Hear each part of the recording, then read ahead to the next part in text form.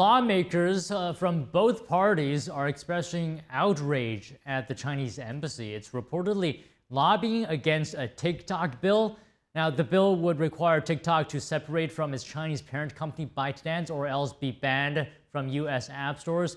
Politico reported this week that the Chinese embassy met with congressional staffers to lobby against it. Now, the bill has passed the House with bipartisan support. Currently pending in the Senate.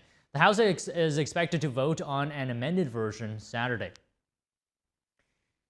Staying with China for a bit longer here, the country apparently is inside critical U.S. infrastructure. FBI Director Christopher Wray says they're waiting for the right time to strike.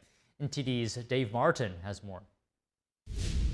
China is positioning its enormous hacking enterprise to give itself the ability to physically wreak havoc on our critical infrastructure at a time of its choosing. In a speech at Vanderbilt University Thursday, FBI Director Christopher Wray says China's hackers outnumber FBI personnel 50-1, not including the number of cyber criminals China hires. Hackers have successfully infiltrated America's communications, manufacturing, utility, transportation, construction, maritime, government, information technology, and education sectors. It considers every sector that makes our society run fair game in its bid to dominate on the world stage, and that its plan is to land low blows against civilian infrastructure to try to induce panic. Wray says the FBI is going after China's own infrastructure and its hackers,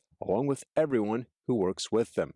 The government has partnered with private firms to shut down many of China's threats to America's infrastructure. These attacks can actually have significant devastating impact on human lives. A cybersecurity attack on a hospital could in fact cause human deaths, and a cyber attack on a water treatment plant could result in impure or dangerous water being provided to, thousands or millions of citizens. Cybersecurity expert David Ratner says much of America's infrastructure wasn't designed with cybersecurity in mind.